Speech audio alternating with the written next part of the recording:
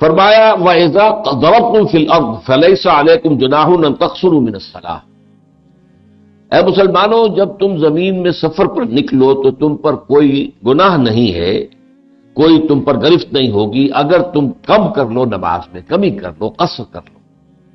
ان خفتم ان یفتنکم الذین کفروا، اگر تمہیں یہ اندیشہ ہو کہ تم کو فتنے میں مبتلا کر دیں گے کافر لوگ، یعنی یہ کہ اگر نماز پوری پڑھی جا رہی ہے، اہتمام سے پڑھی جا رہی ہے، تو دشمنوں کو موقع مل جائے گا کہ وہ آ کر حملہ آور ہوں اور تمہیں شدید نقصان پہنچائیں۔ تو اس حالت میں تمہارے لیے اجازت ہے کہ تم چاہو، تمہارے لیے یہ کہ تم نماز کم کر دو۔ ان الکافرین کانوا لکم عدوا مبینا، یقیناً کافر تو تمہارے کھلے دشمن ہیں ہی، وہ تو گھات میں ہیں، جو بھی موقع انہیں مل جائے گا اس سے انہوں نے فائدہ اٹھانا ہے۔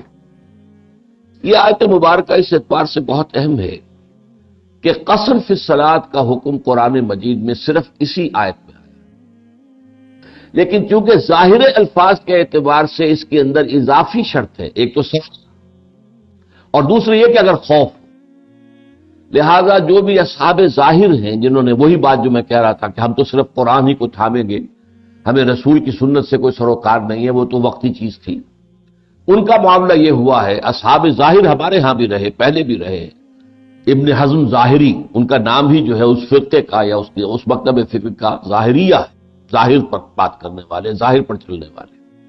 اور پھر خوارج جنہوں نے کہا تھا کہ ہمارے لیے تو بس قرآن کافی ہے۔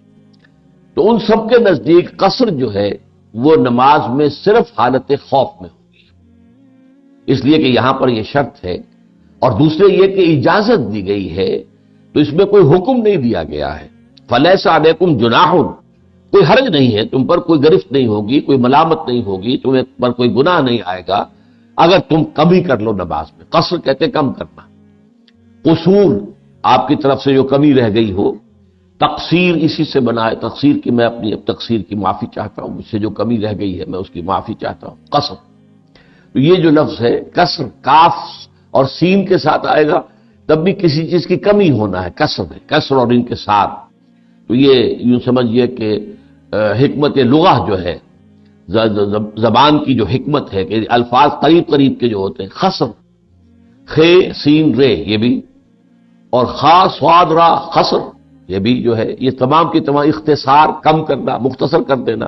تو قصر ہو، خصر ہو، کسر ہو، یہ سب کے سب جو الفاظ ہیں جو کچھ ہم وزن سے بھی ہیں اور جو ایک اپنے آواز کے ساؤنڈ کے اعتبار سے بھی ایک دوسرے سے قریب ہے، اس کا جو مادہ ہے وہ ایک دوسرے سے قریب ہے، تو ان کا مفہوم ایک ہی ہے۔ تو ان تقصروا من الصلاۃ ان خفتم ان یفتنکم الذین کفروا، اگر تمہیں یہ اندیشہ ہو کہ تمہیں فتنے میں ڈال دیں گے، تمہیں مصیبت میں مبتلا کر دیں گے کافر، ان الکافرین کانوا لکم عدوا مبینا، اور یہ تو بات واضح ہے کہ کافر تو تمہارے کھلے دشمن ہیں، ہر وقت ہاتھ میں ہے، موقع دیکھتے ہیں۔ تو جیسا کہ میں نے عرض کیا کہ اس میں ظاہریہ، ابن حزم ظاہری اور خوارج کے نزدیک قصر جو ہے نماز میں وہ صرف حالت خوف میں، عام سفر میں قصر نہیں ہے، لیکن یہ کہ سنت رسول صلی اللہ علیہ وسلم سے ثابت ہے کہ آپ نے ہر سفر میں قصر کیا ہے، چاہے کوئی خوف ہو چاہے نہ ہو، چاہے حالت جنگ ہو چاہے نارمل۔ چنانچہ حضرت عمر رضی اللہ تعالیٰ عنہ نے اس معاملے میں اپنا ایک شبہ پیش کیا تھا حضور کے سامنے صلی اللہ علیہ وسلم کہ قرآن مجید میں تو یہ ایک رعایت ہے، اور نمبر دو یہ کہ اس کے ساتھ شرط جو دوسری ہے، سفر بھی ہو اور سفر کے ساتھ خوف، حالت خوف ہو، دشمن کی طرف سے اندیشہ ہو۔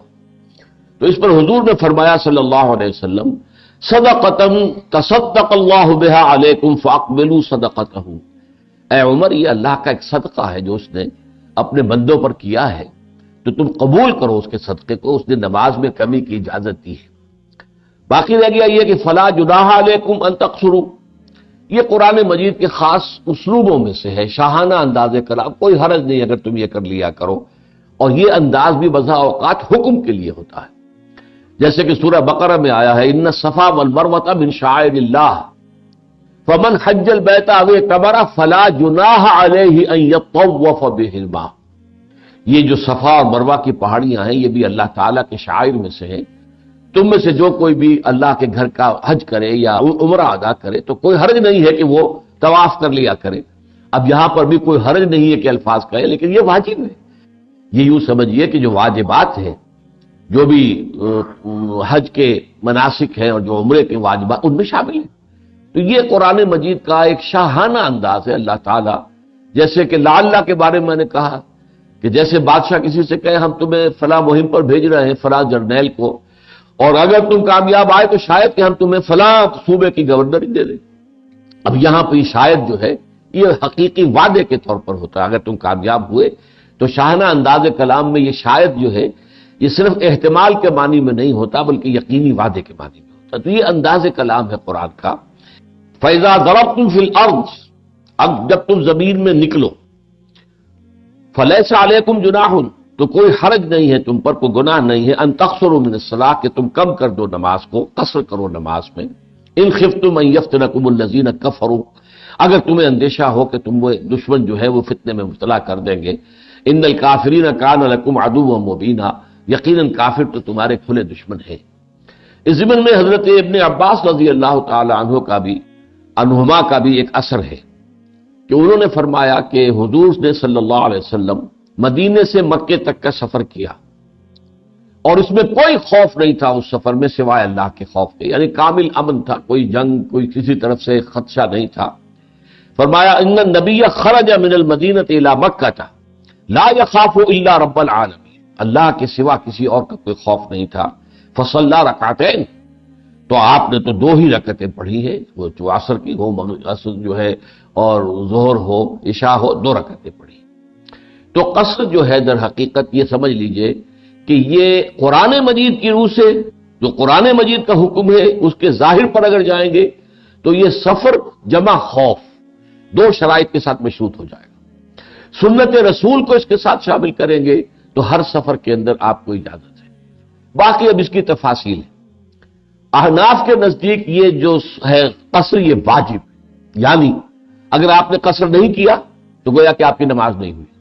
آپ نے عصر کی 4 رکعتیں پڑھ لی ہیں تو آپ کی نماز نہیں ہوئی، لوٹائیے اور 2 رکعتیں پڑھیے۔ بعض کے نزدیک جیسے کہ امام شافعی رحمۃ اللہ علیہ ہے کہ یہ واجب نہیں ہے، البتہ نہ کرنا مکروہ ہے، کہ اللہ تعالیٰ کی طرف سے ایک رعایت ہے اور آپ اس رعایت سے فائدہ نہیں اٹھانا چاہ رہے۔ اس میں گویا کہ ایک طرح کا تکبر سا ہے اپنی اللہ تعالیٰ کی شان میں، کہ سامنے جو ہے گستاخی کا سا انداز مکروہ ہے، لیکن واجب نہیں ہے۔ اگر آپ نے پوری نماز پڑھ لی تو نماز ادا ہو جائے۔ اب یہ فقہی اختلافات ہیں جو چلتے ہیں۔ پھر یہ کہ قصر کیسے ہوگی؟ ظاہر بات ہے کہ صرف 4 رکعتوں والی نماز میں قصر ہے، 2 رکعتیں آپ کر لیں گے۔ مغرب کی نماز میں قصر کی کوئی شکل نہیں ہے، 3 رکعتیں رہیں گی۔ فجر کی ہے ہی 2، وہ 2 کی 2 رہیں گی۔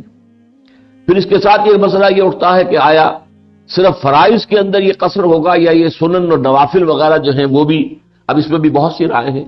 بعض کے نزدیک جو ہے جب فرض ہی کے اندر قصر ہو گیا تو پھر سنت اور نفل جو ہے وہ تو ظاہر بات ہے کہ اس سے بہت کم تر درجے کی چیزیں ہیں، ان میں از خود ہو جائے گا، وہ گویا کہ ساقط ہو جاتی ہیں، ان کی ضرورت ہی نہیں۔ بعض کے نزدیک یہ ہے کہ نہیں، اگر موقع ہے، اگر تو عین حالت سفر میں ہیں، آپ جا رہے ہیں تو ٹھیک ہے آپ نہ پڑھیں، لیکن یہ کہ اگر کہیں جا کر قیام ہو گیا، رات کو پڑاؤ ڈال لیا ہے، اب عشاء کی نماز آپ پڑھ رہے ہیں، اب آپ کو یہاں پر وہ سفر کی جو ہوتی ہے وہ کیفیت جو ہے بے اطمینانی کی وہ نہیں ہے، آپ نے یہاں پہ پڑاؤ ڈالا ہے، آپ نے خیمہ لگا لیا ہے یہاں، تو آپ نماز جو ہے اس کے اندر آپ سنت نفل پڑھ لیں۔ تو یہ مختلف آراء ہے کہ جو فقہی اختلافات ہیں۔ پھر کتنے سفر پر قصر ہوگا؟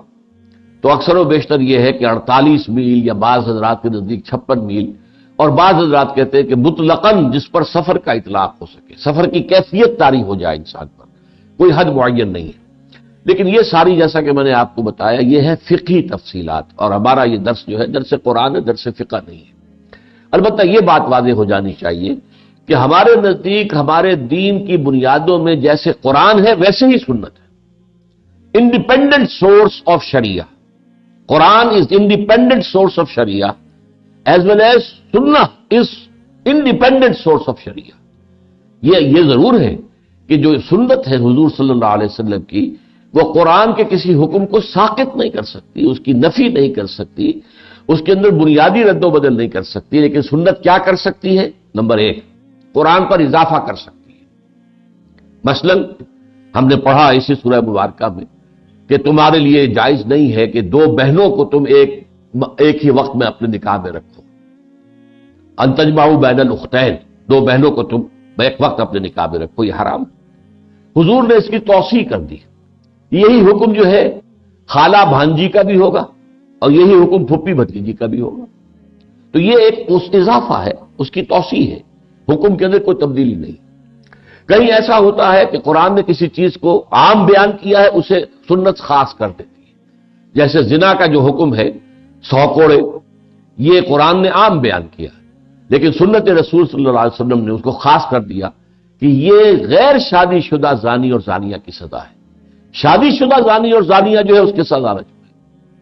تو قرآن پر اضافہ ہو سکتا ہے، قرآن کے خاص کو عام کیا جا سکتا ہے، قرآن کے عام کو خاص کیا جا سکتا ہے. یہ تو سنت رسول کا حق ہے، لیکن سنت جو ہے وہ کہیں قرآن مجید کی کسی شے کی مطلقاً نفی نہیں کر سکتی. تو یہاں پر بھی جیسا کہ میں نے کہا کہ ایک اضافہ ہے کہ اللہ تعالیٰ کی طرف سے یہ ہدیہ ہے تمہارے لیے، یہ تحفہ ہے، صدقہ ہے، اس کو قبول کرو خوش دلی کے ساتھ. تو اس میں یہ ہے کہ وہ قصر کرنا چاہیے. البتہ یہ کہ باقی تفاصیل جیسا کہ میں نے عرض کیا اس کی مختلف شکلیں ہو سکتی ہیں، تو مختلف شکلوں کا معاملہ جو ہے وہ پھر فقہاء کے آپس کے استنباطات جو ہے ان کے مختلف جو اصول ہیں، طریقے ہیں، اس کے پر مبنی ہے.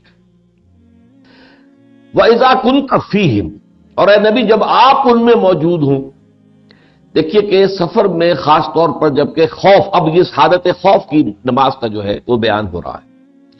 حالت خوف میں یہ بھی ہو سکتا ہے کہ بالکل جماعت جو ہے سرے سے ساقط ہو جائے، نماز ساقط ہو جائے، جیسے کہ غزوہ خندق میں ہوا ہے. نمازیں کئی قضا ہوئی ہیں.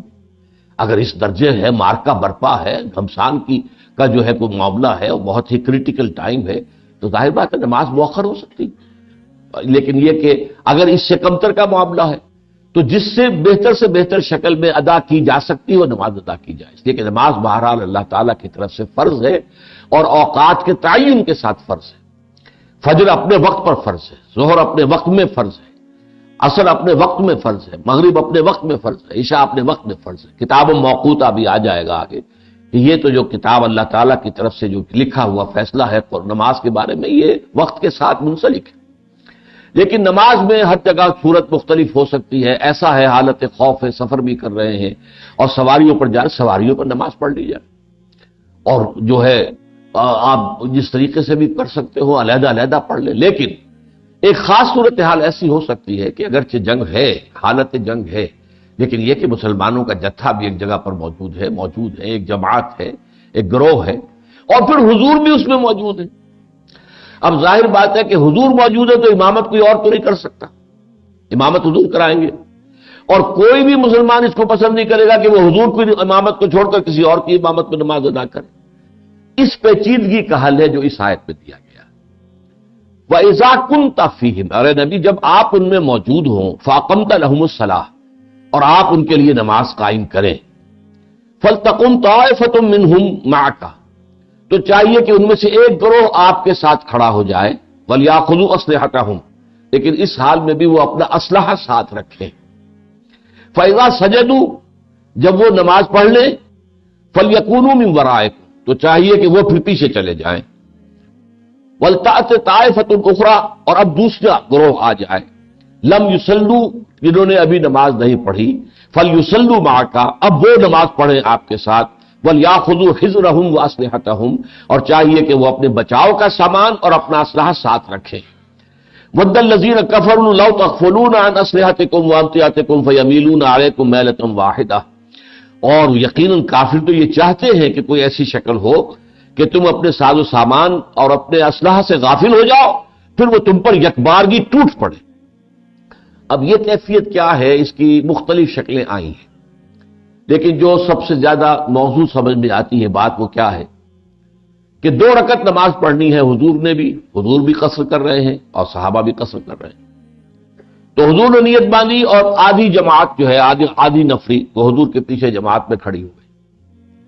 1 رکعت ادا کر کے حضور اب اٹھے نہیں، بیٹھے ہی رہے. لیکن یہ کہ دوسرے باقی جو پیچھے ہیں ان سب نے کھڑے ہو کر 1 رکعت اور ادا کر بھی سلام پھر اور چلے گئے. حضور ابھی اسی حالت نماز کے اندر ہے، تشریف فرما ہے. اب جب وہ پہلا گروہ چلا گیا اس کی 2 رکعتیں ہو گئی، ایک حضور کے پیچھے اور ایک اس نے انڈیپینڈنٹلی اپنے طور پر پڑھی. اب بقیہ فوج آئے گی، بقیہ لوگ آ جائیں گے، وہ اب ان کی جگہ لیں گے. اب حضور دوسری رکعت پڑھیں گے. تو گویا کہ اب ان کو 1 رکعت حضور کے ساتھ مل گئی، اور اس کے بعد حضور جو ہے 1 رکعت پڑھنے کے بعد سلام پھیر دیں گے.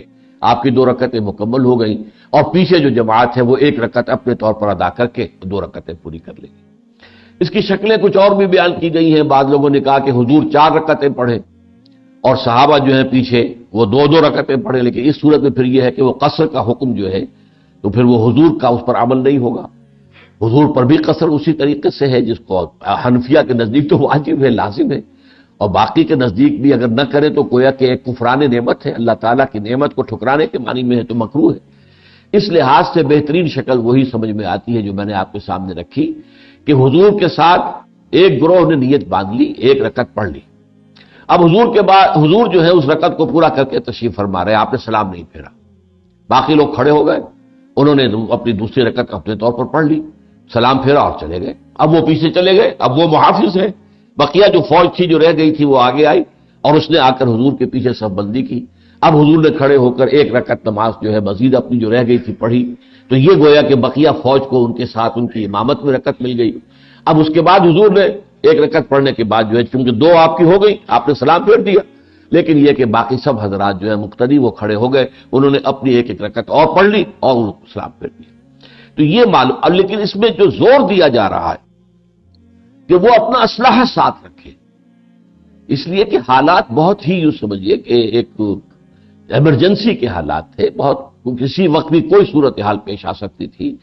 اب ظاہر بات ہے کہ اگر حملہ ہو جاتا ہے نماز میں تو نماز تو آپ کو توڑ دینی پڑے گی، اگرچہ وہ نماز توڑی ہوئی تصور نہیں کی جاتی، وہ گویا کہ نماز ہی کے اندر آپ کا پورا عمل ہوگا جو آپ کر رہے ہیں، جیسے اس سے فارغ ہو پھر نماز پوری کریں۔ لیکن یہ ہے کہ ظاہر بات ہے کہ اس صورت میں آپ دوڑیں گے اپنا اسلحہ لینے کے لیے، اتنی دیر میں تو بہت کافی جو ہے آپ کا نقصان ہو چکا ہوگا، تو اسلحہ ساتھ رکھیں۔ یہاں 2 الفاظ آ رہے ہیں، حذرکم و اسلحتکم۔ اگرچہ حذر اکیلا آئے گا تو اس میں دونوں چیزیں آ جائیں گی، اپنے بچاؤ کا سامان، بچاؤ کے سامان میں وہ بھی ہے جو دفاع کے لیے، سر کے اوپر خود ہو، جسم کے اوپر زرہ ہو، اس طریقے سے انسان جو ہے، اور ڈھال اپنی جو ہے اپنے پاس رکھے قریب، جیسے ہی کوئی دشمن کا وار جو اچانک آئے تو وہ ڈھال سے اس کو روک سکے۔ اسلحہ میں تلوار ہے، نیزہ ہے، وغیرہ ہے، چیزیں ہیں، یہ ساتھ رکھیں۔ اب ظاہر بات ہے نماز کے اندر ان چیزوں کو ساتھ رکھنا جو ہے بہت ایک تکلیف دہ معاملہ ہے، آسان کام تو نہیں، لیکن یہ کہ اس میں زور دیا گیا ہے۔ فَلْتَقُمْ طَائِفَةٌ مِّنْهُمْ مَعَكَ وَلْيَأْخُذُوا أَسْلِحَتَهُمْ، انہیں چاہیے کہ اپنا اسلحہ اپنے ساتھ رکھیں۔ فَإِذَا سَجَدُوا، اب یہاں پر دیکھیے رکعت کے لیے سجدے کا لفظ آیا، اس لیے کہ نماز کی جو آخری جو شکل ہے، جو یوں سمجھیے کہ جس میں کلائمیکس کہتے ہیں ہم، آخری اس معنی میں وہ سجدہ ہے۔ اس لیے حدیث میں آتا ہے اقرب ما یکون العبد الی اللہ الی ربہ فی السجود، قریب ترین جو بندہ اپنے رب سے ہوتا ہے وہ سجدے کی حالت میں ہوتا ہے، اس لیے کہ ہمارے اور رب کے درمیان حائل ہماری انانیت ہے، ہمارا نفس، ہماری نفسانیت، میری انا، میں، اور اس وقت جب آدمی سجدے میں ہوتا ہے، جس کے لیے آیا ہے کہ یوں سمجھا کرو کہ گویا کہ تم نے اپنے رب کے قدموں میں سر رکھ دیا ہے، تو گویا کہ اب انانیت جو ہے اس کی نفی مطلق ہو گئی، تو یہ گویا کہ قرب۔ اسی لیے آپ دیکھتے ہیں کہ جو پہلی 5 آیات جو نازل ہوئی تھی وہ پوری سورہ مبارکہ جو ہے تو اس کے ضمن میں جو آخری ہے فسجد واقترب، سجدہ کرو اور قریب ہو جاؤ۔ اب یہ آیت میں نے چونکہ آپ کو سنا دی ہے، آپ کو جا کر ایک سجدہ ادا کرنا ہوگا، اس لیے کہ یہ آیت سجدہ ہے، تو سجدہ کرو اور قریب ہو جاؤ۔ لہذا قریب ہونے کے لیے قرآن مجید میں بھی اور حدیث میں بھی ان اقرب ما یکون العبد الی ربہ فی السجود، قریب ترین جو انسان ہوتا ہے اپنے رب سے وہ سجدے کی حالت میں ہوتا ہے۔ تو یہاں نماز کو سجدے سے تعبیر کیا گیا، حالانکہ اس میں قیام بھی ہوگا، رکوع بھی ہوگا، سجدے بھی 2 ہوں گے۔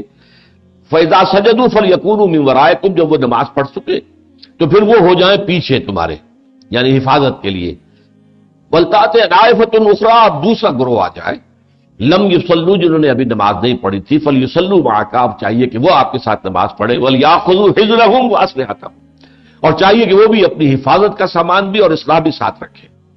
وَدَّ الَّذِينَ كَفَرُوا لَوْ تَغْفُلُونَ عَنْ أَسْلِحَتِكُمْ وَأَمْتِعَتِكُمْ، اور یہ کافر تو چاہتے ہیں، خواہش مند ہیں کہ تم غافل ہو جاؤ اپنے سامان سے اور اپنے اسلحہ سے، فَيَمِيلُونَ عَلَيْكُمْ مَيْلَةً وَاحِدَةً، تو پھر وہ تم پر ٹوٹ پڑے یک بارگی، اچانک، پورے کے پورے جوش کے ساتھ۔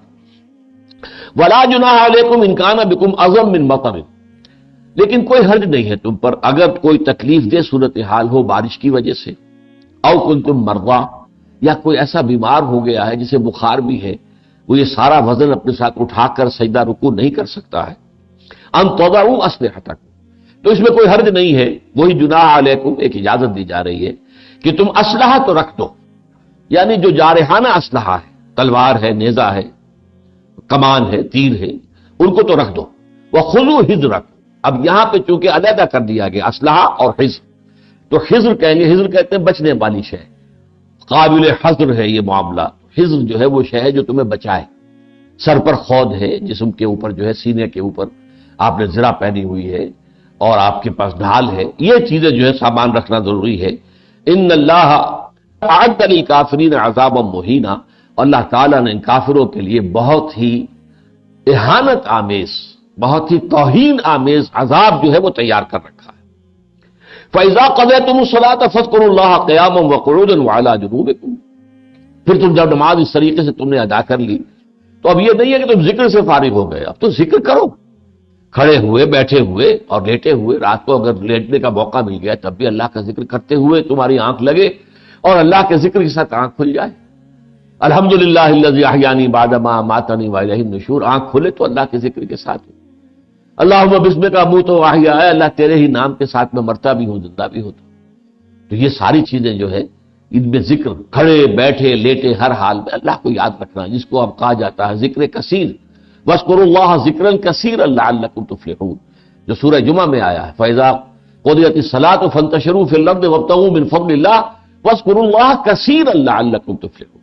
اور اس ذکر کثیر کی میں نے کئی مرتبہ وضاحت کی ہے کہ سب سے عمدہ شکل کیا ہے، ایک تو یہ بھی ہے تسبیح آپ کریں، سبحان اللہ و بحمدہ سبحان اللہ العظیم، کلمتان حبیبتان الی الرحمن خفیفتان علی اللسان ثقیلتان فی المیزان، سبحان اللہ و بحمدہ سبحان اللہ العظیم۔ یہ آخری حدیث ہے جس پر کہ امام بخاری نے اپنا مجموعہ احادیث جو ہے صحیح بخاری اس کو ختم کیا ہے۔ دو کلمے ایسے ہیں جو اللہ کو بہت محبوب ہیں، زبان پر بہت ہلکے ہیں لیکن اللہ کی میزان میں بہت بھاری ہیں، سبحان اللہ و بحمدہ سبحان اللہ العظیم، اس کی آپ تکرار کرتے ہیں۔ اسی طریقے سے دنیا کا جو کام بھی آپ کر رہے ہیں اس میں اللہ کے نبی کی طرف سے جو مسنون دعائیں ہیں وہ آپ پڑھتے رہیں۔ پانی پینے لگے ہیں بسم اللہ کیجئے، پی چکے ہیں تو الحمدللہ الذی اطعمنی وسقانی وجعلنی من المسلمین، پڑھتے رہیے ہر کام کے ساتھ۔ دنیا کا کوئی کام آپ تصور نہیں کر سکتے جس کے ساتھ دعا مسنون موجود نہ ہو، یہاں تک کہ تعلق ضرع و شو ہے، مباشرت ہے، اس کے پہلے بھی دعا ہے۔ تو دعا اللہ کو تو ہر وقت یاد رکھو، کبھی بھی نہ بھلاؤ۔ تو اللہ تعالیٰ کے ساتھ ذکر کثیر کی یہ شکل جو ہے یہ برقرار رہنی چاہیے۔ یہ تو ایک معین ذکر ہے جو نماز کی شکل میں تم پر لازم کر دیا گیا، اقم الصلاۃ علی ذکری، یہ گویا کہ ذکر کا ستون ہے، لیکن اس کے گرد جو ہے ذکر کی بہت سی شکلیں جو ہے وہ ہمہ تن ہمہ وقت ذکر جو ہے وہ موجود رہنا چاہیے۔ فَإِذَا اطْمَأْنَنْتُمْ فَأَقِيمُوا الصَّلَاةَ، پھر جب تم امن میں آ جاؤ، اطمینان، اب وہ خوف کی حالت ختم ہو گئی تو نماز قائم کرو، جیسے کہ نماز کے قائم کرنے کا حق۔ وہ اب اقامت الصلاۃ کے سارے شرائط ہوں گے، اس میں پھر وہ اذان بھی ہوگی، اس میں اقامہ ہوگا، اس میں جو ہے صف بندی پوری ہوگی، ٹھیک ٹھیک جو ہے امام صف بندی کرے گا، تیر لے کر جائے گا اور لوگوں کو جو ہے سیدھا کرے گا جو آگے پیچھے ہوں گے، یہ سارے کام جو ہے اور پورے سکون کے ساتھ تمام ارکان کو ادا کرتے ہوئے، جسے کہا جاتا ہے کہ یہ تمام ارکان جو ہے ان کا عدل، ان کا حق ادا کیا جائے، یہ سارا نماز کا نظام جو ہے پھر قائم کرو۔ ان الصلاۃ کانت علی المؤمنین کتابا موقوتا، یہ ہے جس کا میں نے حوالہ دیا تھا ابتدا میں۔ یقیناً نماز تو مومنین پر فرض کر دی گئی ہے، کانت علی المؤمنین، علی کسی کے ذمے کوئی کام لگا دینا، لام کسی کے حق میں کوئی چیز ہونا، اور اعلیٰ کسی کے اوپر ذمہ داری جس کا وہ جواب دہ ہو، جس کے ضمن میں اس کی مسئولیت ہو۔ ان الصلاۃ کانت علی المؤمنین، وہ اہل ایمان کا لازم ہے، فرض ہے، ان کے ذمے ہے۔ اور یہ کتاباً، دیکھیے کتاب کا لفظ قرآن مجید میں آتا ہے شرعی حکم کے لیے، کتب علیکم القصاص، کتب علیکم الصیام، کتب علیکم القتال، جب کوئی شے حکم کے درجے میں آ جائے تو وہ پھر کتاب بنتی ہے، لکھ دیا گیا، جیسے کہ اب یہ طے ہو گیا، سمجھے، جب قلم، اب قلم جو ہے اٹھا لیے گئے، سیاہی خشک ہو گئی، تو یہ ہے معاملہ اللہ کی طرف سے طے شدہ، لکھ دیا گیا۔ ان الصلاۃ کانت علی المؤمنین کتابا موقوتا، وقت کے ساتھ، نماز کا معاملہ وقت کے ساتھ۔ آپ کو معلوم ہے کہ جب سورج نصف النہار پر ہے، اس کے بعد جب ڈھلکنا شروع ہوگا تو ظہر کی نماز شروع ہوگی۔ اگر کبھی آئے شاید قیامت کا دن کو ایسا بھی آئے کہ سورج کھڑا کا کھڑا رہ جائے تو ظہر کا وقت نہیں آئے گا، پھر زور فرض نہیں ہوگی. اگر سورج غروب ہی نہیں ہوتا مغرب فرض نہیں ہوگی. تو یہ وقت کے ساتھ اس کو باندھ دیا گیا. اوقات ہیں اس کے، اگرچہ ان اوقات کا تعین آپ کو معلوم ہے قرآن مجید میں نہیں ہے. کیا کریں گے؟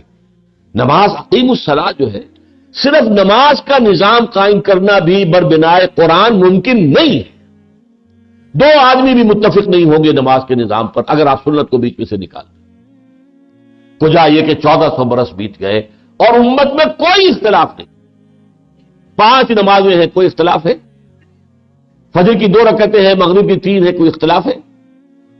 ہر رکعت میں پہلے قیام ہے اور قرات ہے اور پھر رکوع ہے، پھر کھڑا ہونا ہے، پھر سجدہ ہے، پھر بیٹھنا ہے، پھر سجدہ ہے، پھر اٹھنا. کوئی اختلاف ہے؟ 90-95% نماز جو ہے وہ متفق علیہ امت. اور یہ سارا اصل میں فیض ہے، فیضان ہے، یہ احسان ہے سنت رسول کا صلی اللہ علیہ وسلم. صلو کما رأیتمونی اصلی. فرق کیا پڑتا ہے؟ کسی نے ہاتھ یہاں باندھ لیے، کسی نے یہاں باندھ لیے، کیا فرق پڑا؟ میں کہا کرتا ہوں ڈرل جو ہے، ڈرل نماز کی ڈرل، اس میں کوئی رکھنا نہیں پڑتا. کوئی یہاں ہاتھ باندھے کھڑا، کوئی ہاتھ باندھے کھڑا، کھڑا ہے نا، سب کھڑے برابر کھڑے. کسی نے کہہ دیا آمین بالجہر، کیا فرق پڑ گیا؟ کسی نے رکوع میں جاتے ہوئے جو ہے وہ پھر رفع یدین کر لیا، کیا فرق پڑا؟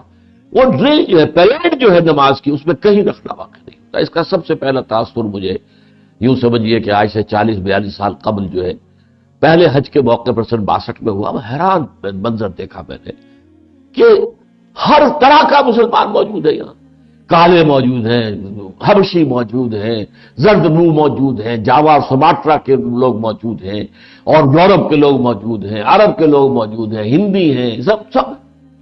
لیکن یہاں پہ اور مسلک حنفی، مالکی، شافعی، حنبلی، جعفری، شیعہ، یہ.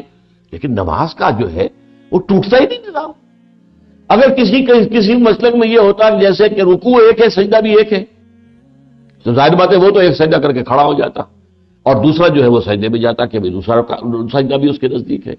تو ٹوٹ گئی تھی جماعت. یہ ناداں گر گئے سجدے میں جب وقت قیام آیا. جو کھڑے ہو گئے وہ تو یہی کہیں گے نا، یہ ناداں گر گئے سجدے میں جب وقت قیام آیا. اب تو کھڑے ہونے کا وقت ہو گیا تھا، یہ کہاں گر گئے سجدے کے؟ کسی کی رائے ہوتی کہ رکوع بھی 2 ہے جیسے سجدے 2 ہے، تب بھی جماعت ٹوٹ جاتی. جماعت نہیں ٹوٹتی. اور وہ صرف یہ فیضان ہے، یہ احسان ہے سنت رسول کا صلی اللہ علیہ وسلم. فَإِذَا اطْمَأْنَنْتُمْ فَأَقِيمُوا الصَّلَاةَ إِنَّ الصَّلَاةَ كَانَتْ عَلَى الْمُؤْمِنِينَ كِتَابًا مَوْقُوتًا وَلَا تَهِنُوا فِي ابْتِغَاءِ الْقَوْمِ. اور دیکھو اے مسلمانوں، اپنے دشمن کا پیچھا کرنے میں کمزوری مت دکھاؤ، سستی مت دکھاؤ. ظاہر بات ہے کہ حالت جنگ میں کبھی ایسا ہوتا ہے کہ دشمن آپ کا پیچھا کر رہا ہے، کبھی آپ کو دشمن کا پیچھا کرنا ہوتا ہے. لیکن اب ظاہر بات ہے کہ آپ دشمن کے پیچھے جا رہے ہیں، ہو سکتا ہے کوئی آدمی ذرا سست چلے، پیچھے رہے تاکہ مڈ بھیڑ ہو تو میں بچا رہا ہوں، یا کوئی اور خوف کا اظہار کرے. اور وہ یہ منافقین کا معاملہ ہے، کیونکہ سارا جو ہے یہ ہم نے آپ کو بتایا کہ ڈوری جو ہے وہ نفاق والی ہے. وَلَا تَهِنُوا فِي ابْتِغَاءِ الْقَوْمِ. ابتغاء کی معنی تلاش کرنا، حاصل کرنے کی کوشش کرنا. یہاں مراد کیا ہے؟ پیچھا کرنا. اور بالکل ہمت نہ ہارو، کمزور نہ پڑو، سستی نہ دکھاؤ اپنے دشمنوں کا پیچھا کرنے میں. کس قدر پیارے الفاظ آ رہے ہیں. ان تکونوا تعلمون. اگر تمہیں علم پہنچتا ہے، علم اردو میں بھی ہم کہتے ہیں رنج و علم، اگر تمہیں کوئی صدمہ ہوتا ہے، تمہارا کوئی نقصان ہوتا ہے، تمہیں کوئی تکلیف پہنچتی ہے، فَإِنَّهُمْ يَعْلَمُونَ كَمَا تَعْلَمُونَ. تو انہیں بھی تمہیں نقصان اٹھانے پڑتے ہیں جیسے کہ تم اٹھاتے ہو. کیا وہ جانے نہیں دے رہے؟ وہ اپنے دین باطل کے لیے جانے دے رہے ہیں، وہ اپنے جھوٹے معبودوں کے لیے جانے دے رہے ہیں. تم معبود باطل کے لیے جان دینے کو تیار ہیں اور مدعی ہو ایمان کے. اگر تمہیں تکلیف پہنچ رہی ہے تو انہیں بھی پہنچ رہی ہے. تم ان کا پیچھا کر رہے ہو تو کبھی وہ تمہارا پیچھا کر رہے ہوتے، وہ بھی جانے دیتے ہیں. اور جو کافر ہیں یقاتلون فی سبیل الطاغوت، وہ بھی تو قتال کر رہے ہیں، مرتے وہ بھی تو ہیں. آخر 70 جو ہے بدر میں مارے گئے تھے کہ نہیں مارے گئے تھے؟ بڑے بڑے سردار تھے جو مارے گئے تھے. تو تم جو ہے کہاں اس معاملے کے اندر سستی دکھا رہے ہو؟ تم ایمان کے مدعی ہو. وَلَا تَهِنُوا فِي ابْتِغَاءِ الْقَوْمِ إِن تَكُونُوا تَعْلَمُونَ فَإِنَّهُمْ يَعْلَمُونَ كَمَا تَعْلَمُونَ وَتَرْجُونَ مِنَ اللَّهِ مَا لَا يَرْجُونَ. اور تمہیں تو اللہ سے وہ توقعات ہیں جو انہیں نہیں ہے. تم آخرت پر یقین رکھتے ہو، تم اللہ پر یقین رکھتے ہو، تمہیں یقین ہے کہ اللہ تعالیٰ جو ہے جو اس کی راہ میں جان دے گا وہ سیدھا اس کو جنت کے اندر داخل کر دے گا. تم جو کچھ توقع رکھتے ہو وہ جھوٹے معبود جو ہے اور صرف اپنی دنیا کے تحفظات کے لیے وہ اپنی جانیں دے رہے ہیں، تکلیفیں اٹھا رہے ہیں، سختیاں جھیل رہے ہیں، قربانیاں دے رہے ہیں، تو تم معبود برحق کے لیے اور دین حق کے لیے کام کرنے کو تیار نہیں۔ وَتَرْجُونَ مِنَ اللَّهِ مَا لَا يَرْجُونَ وَكَانَ اللَّهُ عَلِيمًا حَكِيمًا، اور یقیناً اللہ تعالی علیم ہے، حکیم ہے، سب کچھ جاننے والا ہے، کمال حکمت والا ہے۔ اس کے بعد جو یہ دو رکوع آ رہے ہیں، یہ ایک خاص واقعہ اس کے پس منظر میں ہے، پہلے اس کو سن لیجیے تو پھر سے ترجمہ کافی ہو جائے گا۔ مسلمان معاشرہ جو تھا، میں بتا چکا ہوں، بڑی پیچیدگی تھی کہ ایک طرف تو مدینے کے اندر منافق موجود تھے، ضعفاء بھی تھے، منافق نہیں تھے لیکن ایمان کمزور تھا۔ ایمان کمزور تھا تو کبھی قبائلی عصبیت غالب آ گئی، کبھی اپنے گھرانے کی قرابت داری کا خیال جو ہے آ گیا، بجائے حق اور عدل و انصاف کے حمایت جو ہے اپنے رشتہ دار کی ہوتا تھا۔ آخر انسان تھے، ان کے دلوں سے یہ ساری چیزیں بالکل کھرچ کر تو نہیں نکالتی گئی۔ ایک نیوکلیس تھا، ایک انر کور تھا ان صحابہ کا کہ جو تن من دھن سب کچھ نثار کرنے کے لیے ہر دم تیار، ہر دم تیار، ہر دم تیار۔ لیکن ساتھ ہی جیسے کہ میں نے کہا شیڈز، ضعیف الایمان لوگ بھی تھے، پھر اس سے آگے جو ہے منافق درجہ اول کے، منافق درجہ دوم کے، منافق درجہ سوم کے بھی موجود تھے، جن کے اندر دشمنی تھی، عداوت تھی حضور کی، خاص طور پر مسلمانوں کی عام بالعموم۔ پھر دوسری طرف باہر جو ہے منافقین جو ایمان کے دعوے دار ہیں اور وہ ہجرت کرنے کو تیار نہیں، ہجرت نہیں کر رہے اگرچہ اس کی استعداد رکھتے ہیں، استقامت رکھتے ہیں۔ اب وہ گڑبڑ ہے، قبیلوں کے اندر ہے مسلمان، کیا کیا جائے؟ ان کے ساتھ جنگ ہو رہی ہے تو ان کا کوئی خاص لحاظ رکھا جائے؟ یہ سارے احکام جو ہم پڑھتے چلے آ رہے ہیں، جب تک کہ یہ کانٹیکسٹ آپ کے سامنے نہ ہو کہ وہ صورتحال کیا تھی، کس قسم کی پیچیدگیاں تھی اس قبائلی معاشرے کے اندر، تو اس کو آپ سمجھ نہیں سکتے ان چیزوں کو۔ اس لیے کہ یہ تو میرے نزدیک قرآن مجید جو ہے ایک اعتبار سے آپ کہہ سکتے ہیں مینول آف محمدن ریولوشن صلی اللہ علیہ وسلم، حضور کے انقلاب کا مینول ہے، مینول۔ تم یہ کرو پھر یہ ہو جائے گا، پھر یہ کرو پھر یہ کرنا، ہر چیز کے ساتھ آپ کو مینولز ملتے ہیں۔ تو اسی طریقے سے قرآن مجید جو ہے مینول آف ریولوشن ہے، وہ پورے ان حالات کے اندر جیسے جیسے تبدیلیاں ہو رہی تھی ویسے ویسے اللہ کی طرف سے ہدایات نازل ہو رہی ہیں۔ اب ہوا کیا کہ ایک مسلمان، کیا وہ منافقی تھا، تاما نام تھا یا بشیر ابن عبیرق، بنو ظفر ایک گھرانہ تھا۔ میں نے بارہ آپ کو بتایا بارہا کہ ایک قبیلہ ہوتا ہے، قبیلے کے اندر گھرانے ہوتے۔ وہ قریش ایک قبیلہ تھا، بنو ہاشم، بنو امیہ، بنو عدی، بنو تیم، بنو فلاں، یہ بنو جو تھے یہ سب اسی طریقے سے انصار میں قبیلے تو دو ہی تھے، اوس اور خزرج، لیکن گھرانے تھے۔ تو بنو ظفر کا ایک جو گھرانہ تھا اس کا ایک فرد تاما، اس نے ایک مسلمان کے گھر میں نقب لگائی، اور مختلف روایات میں مختلف ہے کہ ایک تو آٹے کا تھیلا بھی تھا اور پھر دو یہ کہ اس میں زرہ بھی ایک رکھی ہوئی تھی اسی تھیلے کے اندر، وہ چرا کے نقب لگا کے لے گیا۔ اور لیکن اس کے بعد اس نے یہ ہوشیاری کی، کیونکہ بعض روایات میں یہ بھی آتا ہے کہ اس آٹے کے تھیلے میں کچھ سوراخ سا تھا جس سے کہ جیسے جیسے وہ چلتا جا رہا تھا تھوڑا تھوڑا آٹا گرتا جا رہا تھا۔ اس نے کہا یہ تو میرے گھر پہنچ جائیں گے کھوجی جو ہیں، تو وہ فوراً گیا اس آٹے کے تھیلے کو لے جا کر ایک یہودی کے پاس امانت رکھوا دیا۔ آٹا بھی تھا اس میں، اور وہ بھی ظاہر بات ہے اس نے ساری جو ہے اس آٹے کی جو گرتے ہوئے تھے ذرات انہوں نے راستے کی نشاندہی کر دی۔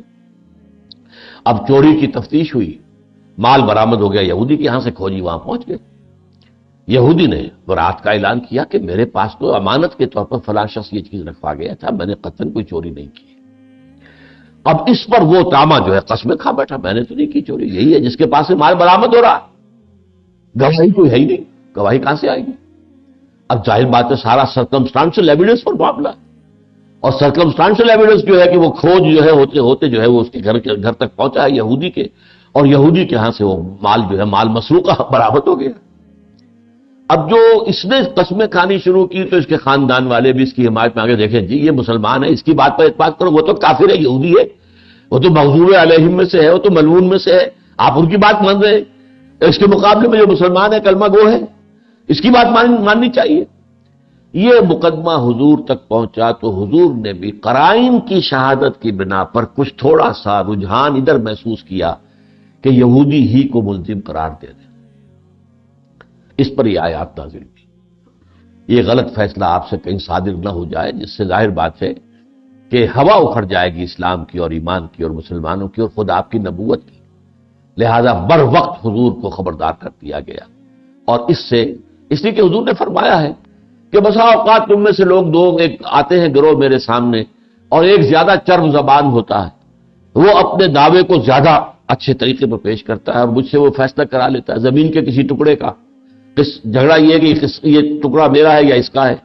آپ نے بڑے اچھے طریقے پر پلیڈ کیا اپنا کیس، اور آپ نے جو ہے وہ حضور نے فرمایا اگر کوئی تم میری عدالت سے بھی کوئی غلط ڈگری لے کر گئے اور زمین کا کوئی ٹکڑا لے کر گئے اگر غلط، تو وہ جہنم کا ایک ٹکڑا لے کر جاؤ گے۔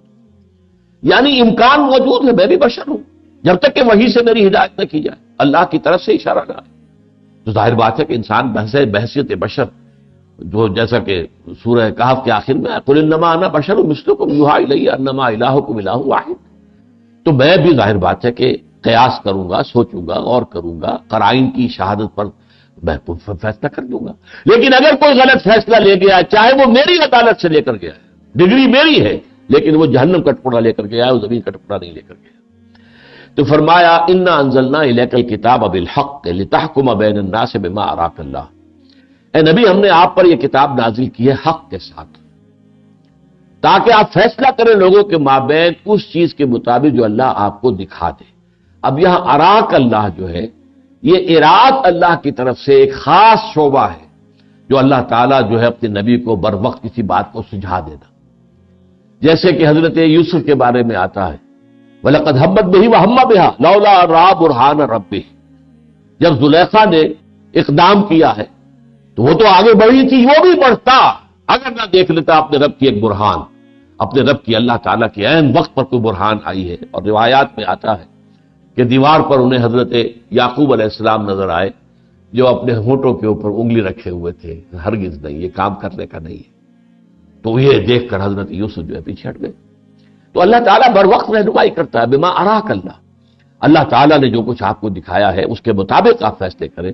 ولا تکن للخائنین خصیما، اور دیکھیے آپ ان خیانت کرنے والوں کے حق میں جھگڑنے والے نہ ہو جائیں، یہ تو خائن ہے، جھوٹ بولا ہے، اس نے غلط حرکت کی ہے، دوسرے کے اوپر الزام ٹکا رہا ہے، تو آپ کہیں اس کی طرف سے اللہ تعالیٰ کے ہاں کہیں جھگڑا لے کر کھڑے نہ ہو جائیں، اس کے وکیل نہ بن جائیں کہ خدا نہ خواستہ۔ اب یہاں براہ راست اگر خطاب حضور سے صلی اللہ علیہ وسلم، یا مراد اصل میں یہاں روح سخن ہے اس مجرم کے ان رشتہ دار کی طرف، تمہیں کیا ہو گیا، تم اس خائن شخص کے لیے، اس غلط کار شخص کے لیے جو ہے جھگڑا کر رہے ہو اور اس کے حق کے اندر آ گئے، مظاہرہ کرنے کے اوپر تیار ہو گئے ہو، کھڑے ہو گئے ہو اس کی حمایت کے اندر۔ ولا تکن للخائنین خصیما واستغفر اللہ، پھر دیکھیے یہاں پہ اگرچہ صیغہ واحد کا ہے، بظاہر خطاب حضور سے، اللہ سے معافی طلب کیجئے، ان اللہ کان غفور الرحیم، اللہ تعالیٰ غفور الرحیم ہے، لیکن ظاہر ہے یہاں بھی روح سخن، جیسے میں کہ یہ ہمارے گھریلو کہاوتوں میں سے ہے کہ بیٹی ری بیٹی تجھ سے کہوں اور بہو ری بہو تو کان رکھ، یعنی بہو سے خود خطاب کر کے ایک ساس کا کچھ کہنا کہ یہ کر، یہ مت کرو، یہ نہ کرو، بسا اوقات جو ہے وہ بہو پر ناگوار گزرتا ہے کہ یہ میرے اوپر اپنی جو ہے حاکمیت جو ہے وہ ٹھوس رہی ہے۔ لیکن وہی بات اگر بیٹی سے کہیں گے آپ خطاب کر کے، بیٹی دیکھو یہ کام اس طرح نہیں ہونا چاہیے، یہ سرل کرنا چاہیے، تو بہوری بہو تو کان رکھ، تو سنا میں تجھے رہی ہوں، اگرچہ بظاہر میں خطاب جو ہے وہ بیٹی سے کر رہی۔ تو یہ قرآن میں بہت جگہوں پر ہے کہ خطاب بظاہر حضور سے، اصل میں روح سخن جو ہے وہ ان دوسرے لوگوں کی طرف ہے کہ جو اس کی حمایت کے اندر کھڑے ہو گئے تھے۔ ولا تجادل عن الذین یختانون انفسهم، اور مت جھگڑو ان لوگوں کے حق میں ان کی جانب سے کہ جو اپنے جانوں سے خیانت کر رہے ہیں، انہوں نے خیانت کی ہے، چوری کی ہے، اور اس کے بعد جو ہے اب تم بھی ان کی طرف سے مجادلہ کہتے ہیں جھگڑا کرنے، جی یوں نہیں ہے جی، یہ دیکھیے یہ مسلمان ہے جی، دیکھیں یہ تو کلمہ گو ہے، یہ تو فلاں وقت میں اس نے اب یہ نیک کام بھی کیا تھا، آپ اس کی بات مانیے۔ ظاہر بات ہے کہ اور کوئی عینی شاہد تو ہے نہیں، کوئی اور گواہ ہے نہیں، یا سرکمسٹانشل ایویڈنس ہے اور یا پھر لوگوں کے بیانات ہیں، تو یہ سارا جو تم جھگڑا کر رہے ہو اس کی طرف سے۔ ولا تجالس عن الذین یختانون انفسهم ان اللہ لا يحب من كان خوانا اثیما، یقیناً اللہ تعالیٰ بالکل پسند نہیں کرتا ان کو جو نہایت خیانت کرنے والے ہیں، گناہ گار ہیں، وہ آدمی کوئی بھی ہو، کسے باشد۔ حضور نے تو فرمایا صلی اللہ علیہ وسلم لو ان فاطمہ بنت محمد سرقت، اگر فاطمہ بنت محمد بھی چوری کرے گی تو اس کا بھی ہاتھ کاٹا جائے، اس لیے کہ یہ بڑی ایک خاتون، بڑی بنو مخزوم کی ایک خاتون تھی، نام اس کا بھی فاطمہ تھا۔ یہ بنو مخزوم وہ خاندان ہے جس میں سے ابو جہل بھی تھا، مخزومی، تو وہ خاتون بڑی عزت والی تھی، اس نے چوری کی، اس کے ہاتھ کاٹنے کا حکم صادر ہو گیا. لوگوں نے سفارش کی حضور بڑے اونچے گھرانے کی عورت ہے، بڑے شریف خاندان کی عورت ہے، ان کی تو ناک کٹ جائے گی، خاندان کی عزت مٹی میں مل جائے گی. تو آپ نے فرمایا اگر محمد کی بیٹی فاطمہ رضی اللہ تعالی عنہ اگر وہ چوری کرتی تو اس کا بھی ہاتھ کاٹا جاتا. اور تم سے پہلی امتیں اسی لیے جو ہے تباہ ہوئی، برباد ہوئی کہ جب ان میں سے عام لوگ جرم کرتے تھے تو سزائیں دی جاتی تھی، جب ان کے بڑے بڑے لوگ جرم کرتے تھے تو ان کو نہیں سزا دی جاتی تھی. یہ اسلام کے اندر یہ کام نہیں ہوگا. ان اللہ لا يحب من کان خوانا نصیبا یستخفون من الناس. یہ لوگ شرماتے ہیں، ڈرتے ہیں، بچتے ہیں لوگوں سے. ولا یستخفون من اللہ، اللہ سے نہ خائف ہیں. ایمان ہو تو اللہ کا خوف ہونا. جھوٹ بول رہا ہے، اللہ کا تو خوف نہیں ہے، ایمان نہیں، اللہ کا کیا خوف. وہ لوگوں سے بچتے ہیں، لوگوں سے ڈرتے ہیں، قسمیں کھا کھا کے اپنے صداقت کا یقین دلا رہے ہیں. ولا یستخفون من اللہ وهو معهم اذ يبيتون ما لا يرضى من القول. اور وہ تو ان کے ساتھ ہوتا ہے جبکہ وہ راتیں بتاتے ہیں ایسی باتیں کرتے ہوئے جو اللہ کو پسند نہیں ہے. ان کی سرگوشیاں ہوتی ہیں، دیکھو جی اس طرح کرو، اس طرح جتھا بندی کرو، جا کے وہاں پر سب کے سب لوگ ایک وقت کھڑے ہو جاؤ اور حضور کے سامنے کھڑے ہو کر جو ہے اس کا کیس کمپلیٹ کرو. یہ راتوں کے مشورے جو ہے اللہ جانتا ہے، اللہ ان کے ساتھ تھا، اللہ دیکھ رہا تھا، اللہ سن رہا تھا یہ کیا کر رہے ہیں.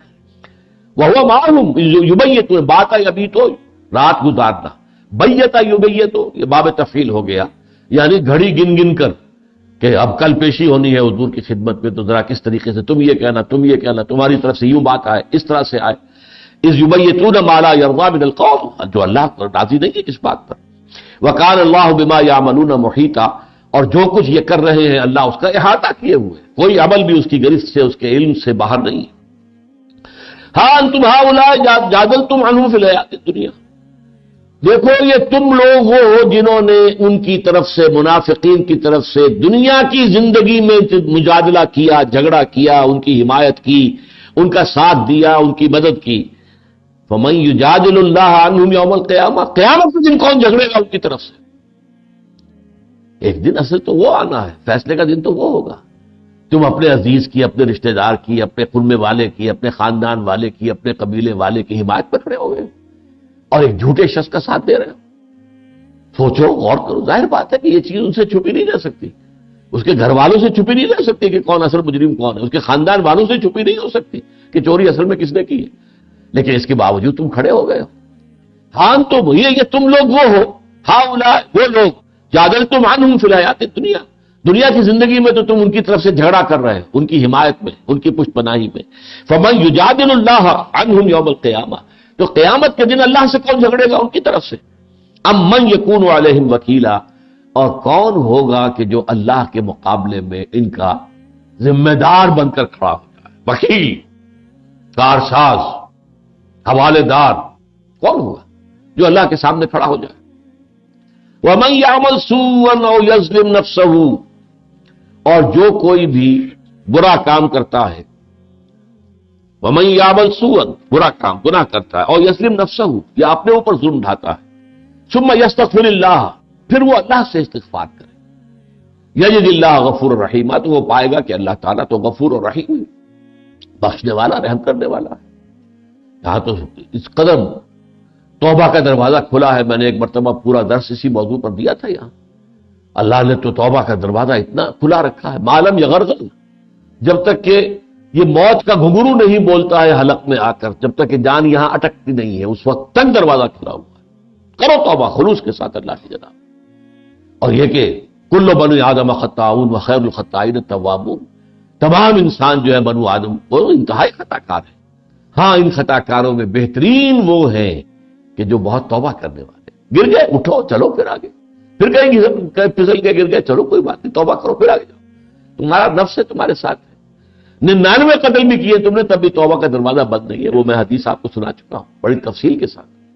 اور وہ انتہا ہے در حقیقت اللہ تعالیٰ کی جناب میں کس قدر جو ہے توبہ کی قبولیت کا معاملہ ہے، اور کتنا اللہ کو خوشی ہوتی ہے اپنے بندے کی توبہ سے.